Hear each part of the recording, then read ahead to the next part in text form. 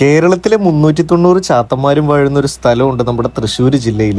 കേരളത്തിലെ തന്നെ ചാത്തനാരാധനാ സമ്പ്രദായങ്ങളിൽ ഏറ്റവും പഴക്കം ചെന്നൊരു സ്ഥലമാണിത് ഈ കാണുന്നത്. എവിടെയാണെന്ന് അറിയില്ലാത്തവർക്ക് വേണ്ടിയിട്ട് പറഞ്ഞുതരാം, വീഡിയോ സേവ് ആക്കി വെച്ചു. പ്രകൃതിയായ കാളിയും കാളിയുടെ വലത്തെ കൂട്ട് ചാത്തനും എന്നാണ് ചൊല്ല്.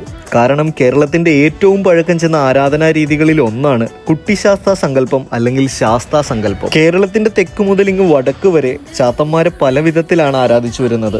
മായകൾക്ക് അധിപനും 7.5 വയസ്സ് മാത്രം പ്രായമുള്ള ഈ ദേവതയ്ക്കിങ് തൃശ്ശൂരിലേക്കും മറ്റും വിഷ്ണുമായ എന്ന പേരിലുമാണ് അറിയപ്പെടുന്നത്. തൃശ്ശൂർ ജില്ലയിലെ പെരിങ്ങോട്ടുകരയിൽ സ്ഥിതി ചെയ്യുന്ന ഈ ആവണങ്ങാട്ടിൽ കളരിയാണ് അതിലെ ഏറ്റവും പഴക്കം ചെന്നതായിട്ട് പറയപ്പെടുന്നത്. ഏകദേശം 5000 വർഷം പഴക്കം പറയുന്ന തൃപ്രയാർ ശ്രീരാമക്ഷേത്രത്തില് ശ്രീരാമന് കാവലായിട്ട് നിൽക്കുന്നതും ഇതേ വിഷ്ണുമായ തന്നെയാണ്. അതുകൊണ്ട് തന്നെ തൃപ്രയാർ ക്ഷേത്രത്തിലെ നടയടച്ച ശേഷം മാത്രമാണ് ആവണങ്ങാട്ട് കളരിയിലെ കൽപ്പന ചൊല്ലൽ പോലുള്ള കർമ്മങ്ങൾ ആരംഭിക്കൂ. കലിയുഗവരതനായിട്ടുള്ള ശാസ്താവ് തന്നെയാണ് ചാത്തനും. പുതിയ തലമുറയിലേക്ക് എത്തിയപ്പോൾ ചാത്തനും കാളിയും യക്ഷിയും ഒക്കെ ഇച്ചിരി ബ്രാഹ്മണിക്കലായി പോയി എന്ന് മാത്രം. എനിവേ, കലിയുഗത്തിൽ വിഷ്ണുമായോളം അനുഗ്രഹദായകനായിട്ടുള്ള മറ്റൊരു ദേവത ഇല്ലെന്ന് തന്നെ വേണം പറയാനായിട്ട്. കാരണം ഈ ക്ഷേത്രത്തിന്റെ പടിപ്പുര കടന്ന് അകത്ത് ചെന്നിട്ടുള്ള ഓരോരുത്തർക്കും അത് മനസ്സിലാക്കാൻ സാധിച്ചിട്ടുണ്ടായിരിക്കും.